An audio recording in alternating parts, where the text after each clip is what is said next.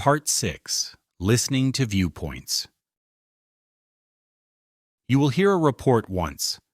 It is about 3 minutes long. After the audio, 6 questions will appear. Choose the best answer for each question from the drop-down menu.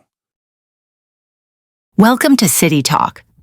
Today we're discussing a hot topic for a cold country, how our city handles snow and ice on roads and sidewalks. We have 3 guests with different perspectives. David is from the city's Public Works Department, Chloe is an environmental advocate, and Frank is a longtime resident. David, let's start with you. What is the city's current strategy? Good morning. Our main tool for ice control is road salt. It's reliable, it works quickly to melt ice, and most importantly, it's cost-effective. We have a large area to cover, and our budget is limited. Salt allows us to treat the major roads and bus routes efficiently to keep traffic moving after a snowfall.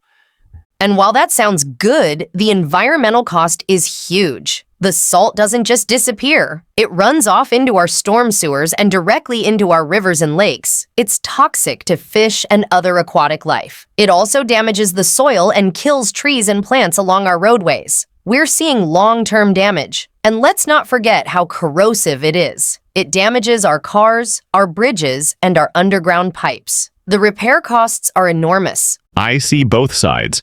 Of course, we have to watch the budget and protect the environment. But my primary concern is safety, especially for pedestrians.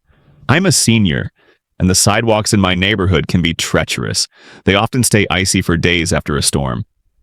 Last winter, my neighbor slipped on a patch of ice and broke her hip. It's a constant worry. We need to be able to walk safely. I completely understand, Frank. Pedestrian safety is a high priority. We do have crews that salt the sidewalks, but residential areas are often last on the list after main routes. The alternatives, like sand or special liquid de-icers, have their own challenges. Sand provides grip, but doesn't melt the ice. And it creates a big mess to clean up in the spring, which is another cost.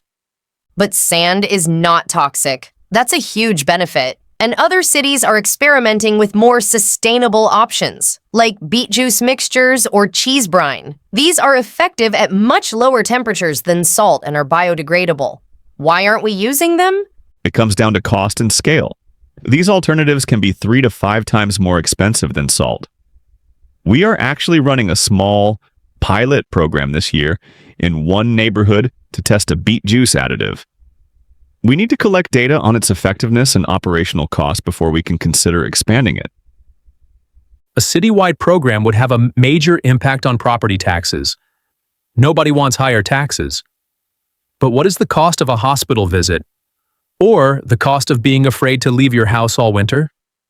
If sand is a cheaper, safer alternative for sidewalks, then I say bring on the mess. A dusty spring is better than a broken bone in winter. It's clear there are no easy answers. We have the city's budget constraints, serious environmental concerns, and the critical need for public safety. Thank you all for sharing your viewpoints on this important issue.